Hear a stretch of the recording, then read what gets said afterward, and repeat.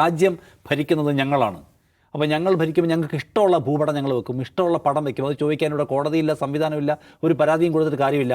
ഞങ്ങൾ പറയുന്നത് അനുസരിക്കാൻ എല്ലാവരും ബാധ്യസ്ഥരാണ്. സംസ്ഥാനങ്ങൾ ഞങ്ങളുടെ കീഴിലാണ്, ഇല്ലെങ്കിൽ ഞങ്ങൾ പിടിച്ച് ഞെരുക്കിക്കളയും എന്നൊക്കെയുള്ള ഹുങ്കിൻ്റെ പേരിലാണല്ലോ ഈ പടം എടുത്ത് വെക്കുന്നത്. ഇന്ത്യയുടേതല്ലാത്തൊരു ഭൂപടം, ഒരു സ്ത്രീയുടെ പടം, അവർ കയ്യിലൊരു വടി പിടിച്ചിരിക്കുന്നു, ആ വടിയിൽ ഏതോ ഒരു കൊടി, എന്നിട്ട് അത് ഇന്ത്യയുടേതാണെന്ന് ഇവർ പറഞ്ഞാൽ നമ്മളെല്ലാവരും സമ്മതിച്ചോളും. കാരണം 10 വർഷമായിട്ട് മോദിജി സർവാംഗീകാരനായി ഭരിച്ചുകൊണ്ടിരിക്കുകയാണ്. എല്ലാവരും ഭയപ്പെട്ടോളും എന്നിടത്താണ് ഒരു സംസ്ഥാനം നടക്കത്തില്ല എന്ന് പറയുന്നത്. അത് ഭയങ്കര പ്രൗഡ്ഫുൾ ആയിട്ടുള്ളൊരു മൊമെൻ്റാണെന്ന് എനിക്ക് അങ്ങനെയാണ് തോന്നുന്നത്. ഒരു സംസ്ഥാനം, ഒരു മലയാളി എന്ന നിലയ്ക്ക് നമ്മുടെ ഗവൺമെൻറ് ആ കാര്യത്തിൽ എടുക്കുന്ന സമീപനത്തിൽ എനിക്ക് തൃപ്തിയുണ്ട്. കാരണം മറ്റു പലയിടത്തും അത് നടക്കണമെന്നില്ല, മറ്റു പലയിടത്തും ഇതിനപ്പുറം കാര്യങ്ങൾ നടക്കും. ഇവിടെ RSSൻ്റെ പടം കൊണ്ടുവച്ചിട്ട് മന്ത്രി അടക്കമുള്ള ആളുകൾ അതിന് മുമ്പ് പോയി തിരികെ കൊടുത്തു പറഞ്ഞാൽ നടക്കില്ല എന്ന് പറഞ്ഞൊരു ഭരണകൂടത്തെയാണ് നമ്മൾ എലക്ട് ചെയ്തിരിക്കുന്നതെന്ന കാര്യത്തിൽ സന്തോഷമുള്ള ആളാണ് ഞാൻ. ആ നിലപാട് കണ്ടിന്യൂ ചെയ്യാൻ ഈ ഭരണകൂടത്തിന് കഴിയട്ടെ. പല ആക്ഷേപങ്ങളും പല ഘട്ടങ്ങളിലും ഉന്നയിക്കാവുന്നതാണെങ്കിലും ഇതൊരു ഭയങ്കര ഒരു സിംബോളിക്കായിട്ടുള്ളൊരു ഫൈറ്റാണ്.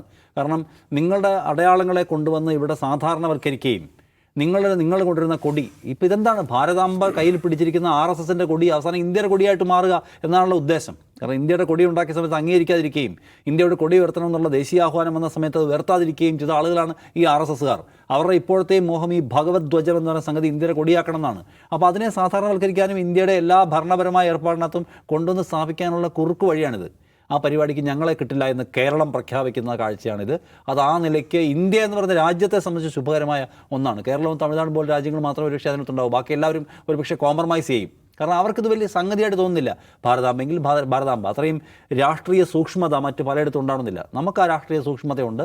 അത് ഏതെങ്കിലും പാർട്ടിയുടെ മാത്രമായിട്ടുള്ള ഗുണമല്ല, കേരളത്തിൻ്റെ മതനിരപേക്ഷ മൂല്യം അതാണ്. കേരളത്തോട് അല്ലെങ്കിൽ മറുപടി പറയേണ്ടി വരും എന്ന് ഭരണകൂടങ്ങളും രാഷ്ട്രീയക്കാരും വിചാരിക്കുന്നതോടുകൂടിയാണ്.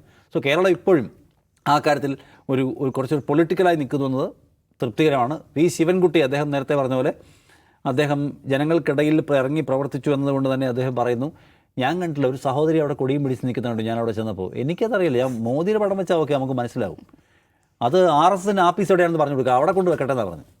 ഗവർണർ അതിനനുസരിച്ച് അപ്പോൾ ഈ പ്രോട്ടോക്കോൾ ലംഘനത്തിൻ്റെ കാര്യം പറയുമ്പോൾ ഗവർണർ എന്ത് പ്രതികരിച്ചു താങ്കൾ പറയുന്നത് കേട്ടപ്പോൾ? ഞാൻ ശ്രദ്ധിച്ചില്ല, ഞാൻ കുട്ടികളെ നോക്കിയാണ് പ്രസംഗിച്ചത്. നമ്മുടെ കുട്ടികളാണ് മലയാളത്തിന്, എനിക്ക് വേണേൽ വിളിച്ചുകൊണ്ട് വരും, ആരും ചോദിക്കുന്നില്ല. പിന്നെ ഞാൻ അവിടെ ഇരുന്നോട്ടെ എന്ന് ഓർത്തു. അല്ല, ഗവർണർ ഒന്നും പറഞ്ഞില്ലേ? ഗവർണർ കൊടുങ്കാറ്റിൽ ആട്ടുകലിന് കാറ്റ് പിടിച്ച പോലെ അവിടെ ഇരിപ്പുണ്ടായിരുന്നു. ഞാൻ ശ്രദ്ധിച്ചില്ല എന്ന് അദ്ദേഹം പറഞ്ഞു. അദ്ദേഹം അത്രയും കണിശമായി പറഞ്ഞു, പരിപാടി RSSൻ്റേതാണെങ്കിൽ അത് നിങ്ങളുടെ കയ്യിലിരിക്കുകയുള്ളൂ എന്ന്. അപ്പോൾ സർക്കാരിന് എല്ലാ തലത്തിലും ഈ പറയുന്ന കൃത്യത തുടരാൻ കഴിയട്ടെ എന്ന് ഞാൻ പ്രത്യാശിക്കുന്നു. യെസ്, എന്തായാലും രാജ്ഭവനിൽ നിന്ന് ആ ചിത്രം മാറ്റില്ലെന്ന് ഗവർണറും അങ്ങനെയെങ്കിൽ അങ്ങോട്ടില്ലെന്ന് മന്ത്രിമാരും നിലപാടെടുത്തിരിക്കുകയാണ്. ഇനി ഈ പോര്, സർക്കാർ ഗവർണർ പോര് ഏതൊക്കെ തലത്തിൽ വളരുമെന്ന് നമുക്ക് വരും ദിവസങ്ങളിൽ അറിയാം.